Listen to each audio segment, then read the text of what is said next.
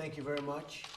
In a few moments, I'll be signing an executive order imposing hard-hitting sanctions on the Supreme Leader of Iran and the Office of the Supreme Leader of Iran and many others.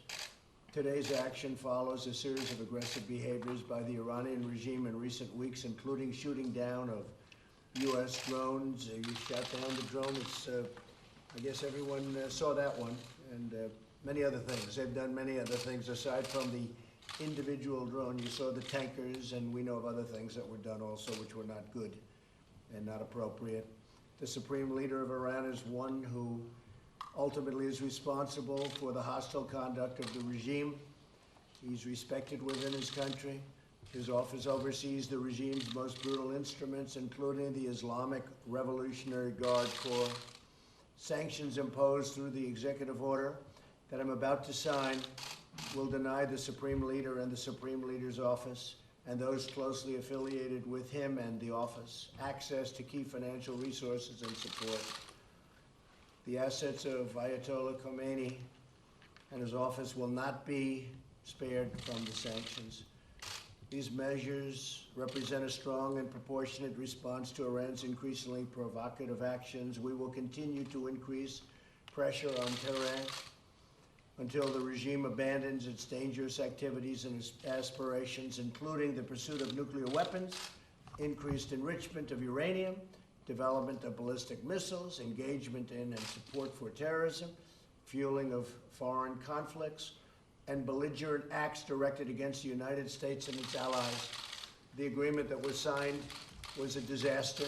It was not doing what it was supposed to do. Many bad things were taking place. And most importantly, it was so short-term that within a very short number of years, they would be able to make nuclear weapons, and that's unacceptable. Never can Iran have a nuclear weapon. Also included in this is we want the stoppage immediately of their sponsoring of terrorism. They sponsor terrorism at a level that nobody's ever seen before.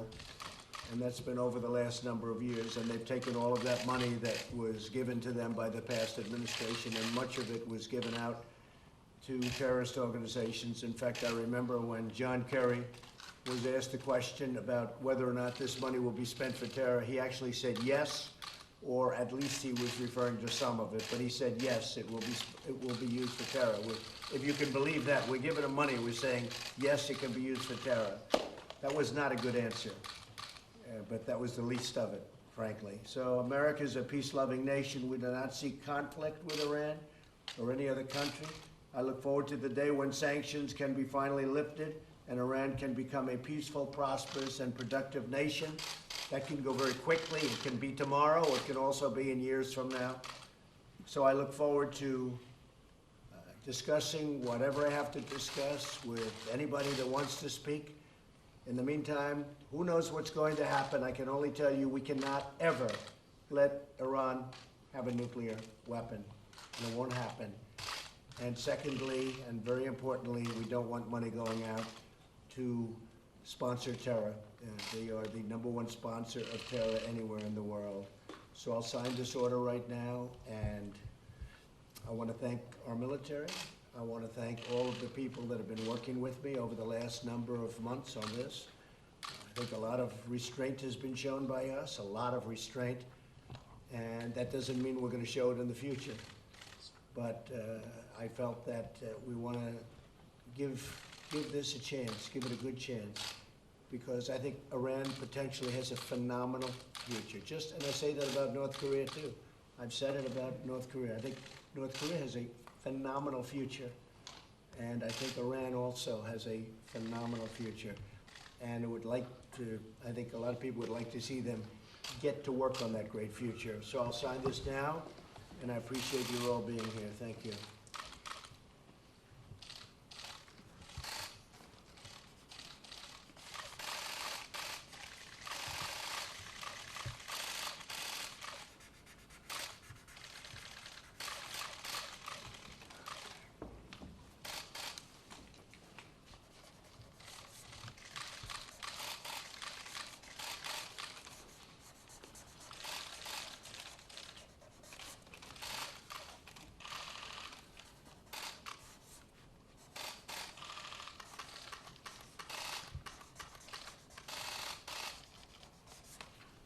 Okay, thank you very much, everybody. Mr. President, is your goal to negotiate?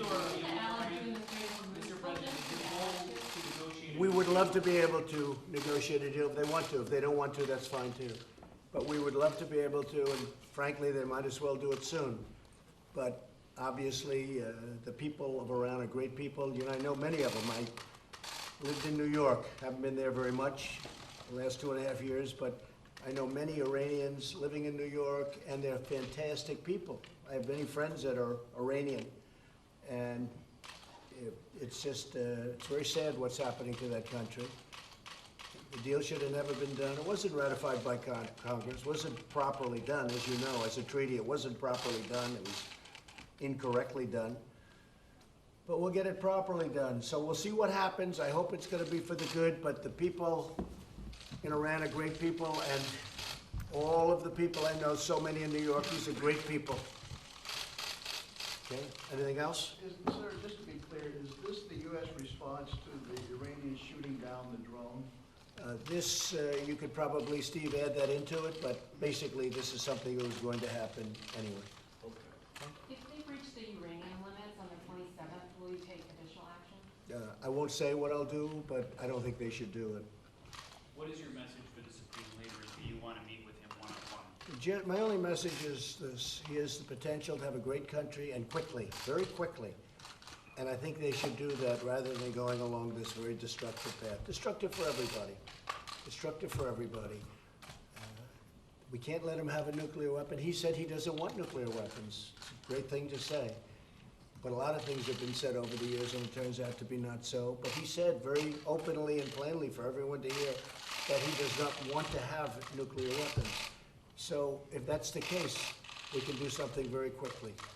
Okay?